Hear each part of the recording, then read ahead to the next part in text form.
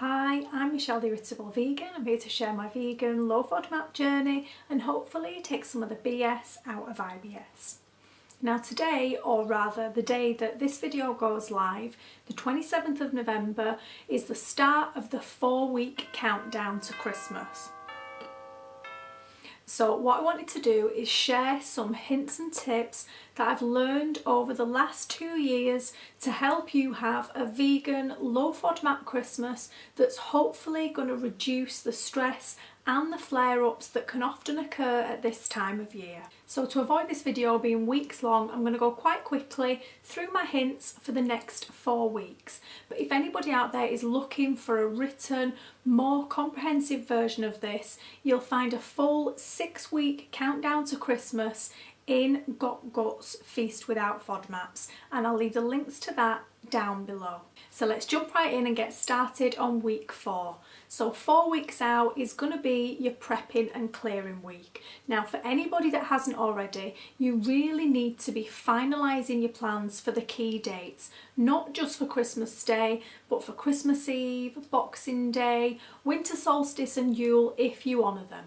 Now everyone is going to have their own traditions and schedules at this time of year, but however, whatever you're celebrating, you really need to know where you're going to be, what you're going to be doing, who you're going to be with, and if possible, what you're going to be eating. Because all these things are really going to shape and influence the type of planning and prep work that you really need to be doing over the next few weeks. Is it your turn this year to host the family feast? Are you going to be a guest at somebody else's table, or are you going to spend so long travelling and visiting family and friends that you really don't know if you're coming or going? So most of the tips I'm going to share are going to assume that at some point you're going to be cooking a seasonal meal or side dishes. Now whether that's as a host or to take with you to a family meal or get together. But before we can do any of that, you need to put together menu ideas and inspiration to help you decide on the ingredients and write your shopping list for everything that you're going to need. The most effective way of writing your shopping list is to begin by taking stock of everything you already have in your cupboards. This includes essential things such as herbs and spices and all those open packets and odds and ends that are shoved towards the back of the cupboard. And whilst you're in there, now is a fantastic time to clear out and freshen up your pantry or your cupboards. Give away, throw away or use up anything that's been lurking in the back all year, bring them to the front, and it'll really help you see exactly what needs to be replaced and more importantly what to avoid buying in the future because you're never going to use it. And if you plan on doing any bulk cooking over the next few weeks, then you really need to extend this to your freezer by making space so that you can prep, cook and freeze ahead of time, which is a massive time and stress saver the closer you get to Christmas. So for the next few weeks in our house, we're going to be eating some pretty random freezer meals as we use up all of the odds and ends of partially open, partially used boxes from the freezer. But looking on the bright side, it means that we're clearing out space for all of those exciting, tasty things to come. And now's the time to dig out, check and clean any equipment that you may need over the coming weeks that you don't use very often.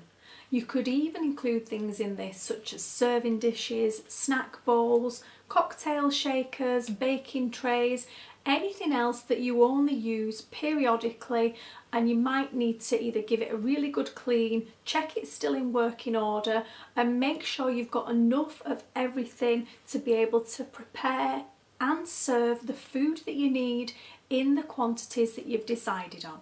And if you do realise that you don't have everything you need, then by doing this now, you're giving yourself plenty of time to borrow what you might need or to shop around for the best prices, rather than having to dash out in a panic the day before you need it and pay a premium or end up panic buying something that you're probably never going to use again. And just like that, we're on to week 3. Which is going to be your prepping and freezing week. Now obviously this really depends on what your plans are, but even if you're not going to be the host this season, if you're going to spend a lot of time socialising, rushing round, travelling, and just generally a lot of time out of the house, which is to be expected at this time of year, then it could be a really good idea this week to prep and freeze ahead some really simple meals that you can just throw in the microwave when you're dashing around, or that you could even potentially take to other people's homes when you're a guest. You could also extend this to having a little travel kit of snacks, treats, maybe even breakfast on the go, just so that you know you're always going to have something suitable to hand.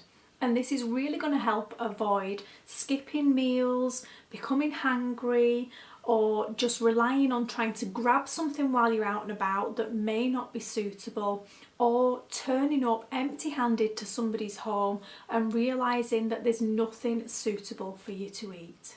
So this week I'll be looking at eating things such as soups, stews, curries and chilies, the types of recipes where it's really easy to just throw a little bit extra into the pot to create some extra portions.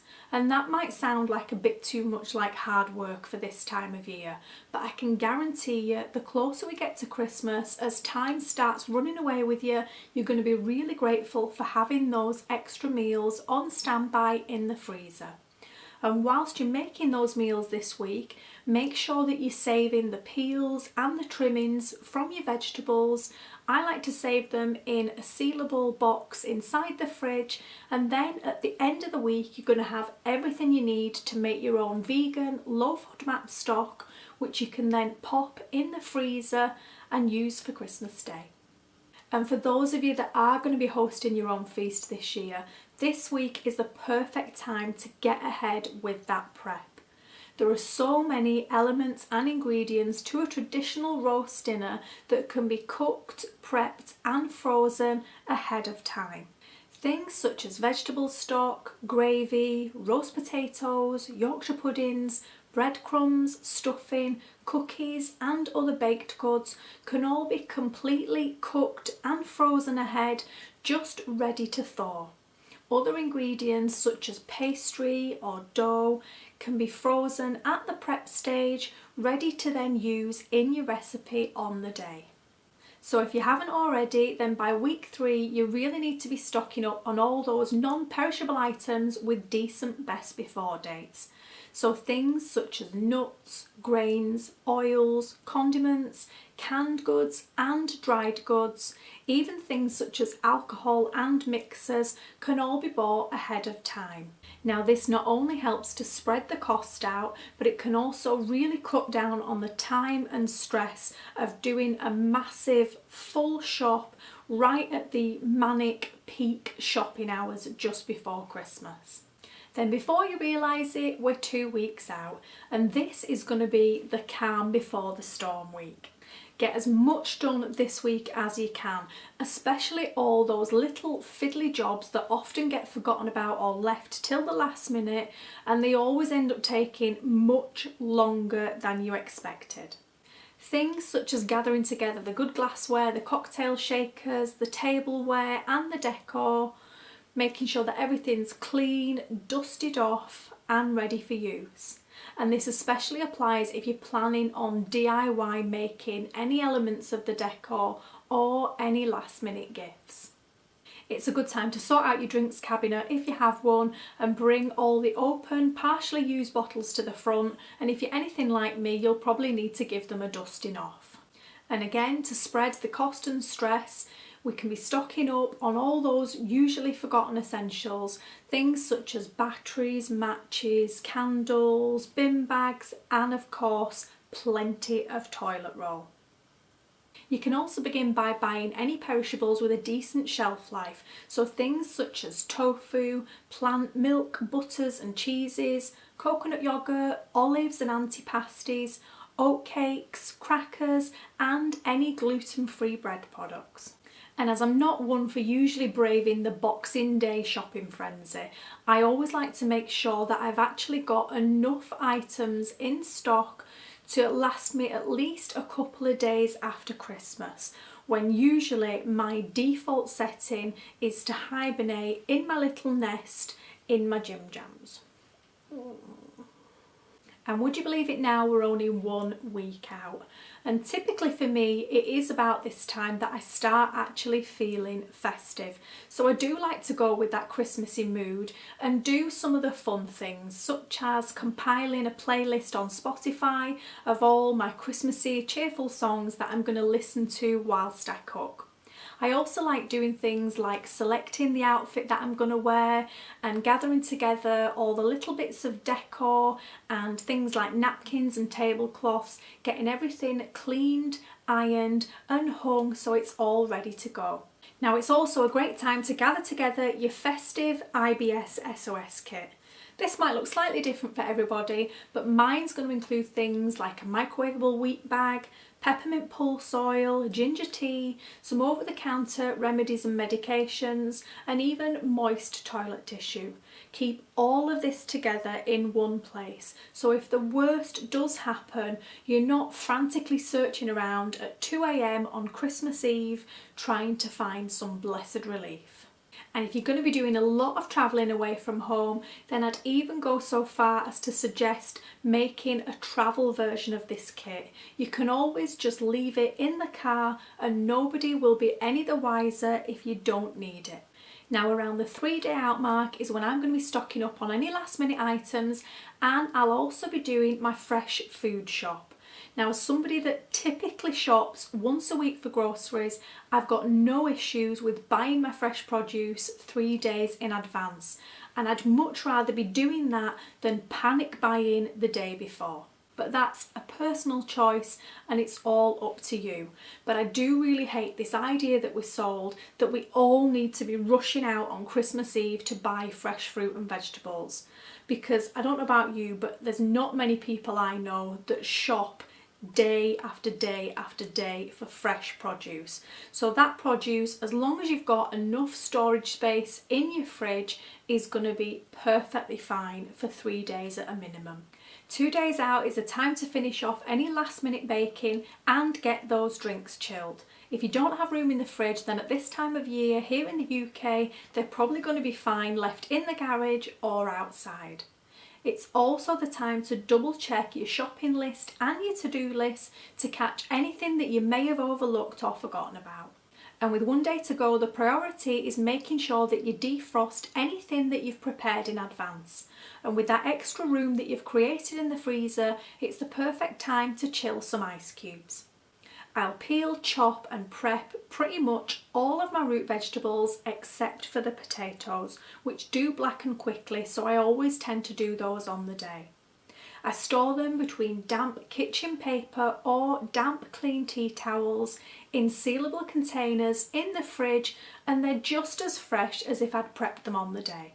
If I'm planning on using any homemade marinades or sauces, I'll get those made a day ahead and I'll just store them in clean glass jars in the fridge. And I also like to take care of any really fiddly prep work, things such as shelling and finely chopping nuts, segmenting oranges or cleaning out pumpkins. And just to make sure that I actually sleep that night, I always do a big old brain dump onto paper. Now for me, this looks like a Christmas cook-off timeline.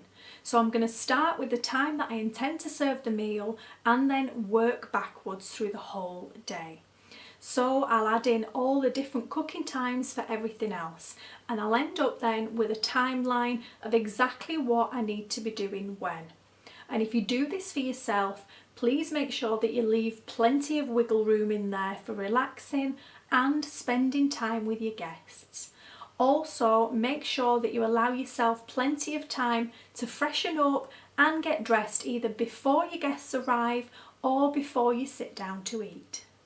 Wherever possible, I'll try to eat a really simple, tummy-friendly meal the night before, maybe take a candlelit bath, make time for relaxing, watching a movie, reading a book, whatever it is that chills you out, and try and get an early night so that I wake up the next morning refreshed and ready to go. And finally, we've made it to the big day. Now, one of the new traditions that my husband and I have started is that we really like to get up early in the morning and go out into nature for a really nice walk with the dog. Now, this might sound like the last thing you feel like doing, but honestly, it really does set you up for the day. The chances are everybody else you come across is feeling festive and cheery, and it really does help to blow away the cobwebs, makes you feel invigorated, makes you feel refreshed, makes you feel relaxed, and then you're ready to tackle whatever the day throws at you. If this is something you've never considered doing before, I really can't recommend it enough. It's a fantastic stress reliever, mood booster, and it really does set the day off right.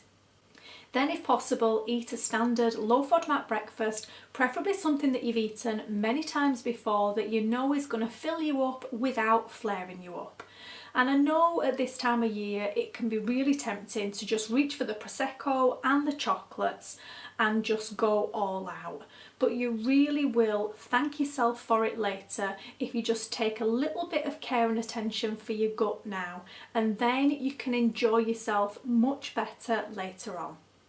To keep your stress to a minimum, aim to stick to that timeline that you set for yourself, but don't sweat the small stuff. Forget anything that's forgotten and just work with what you've got to hand.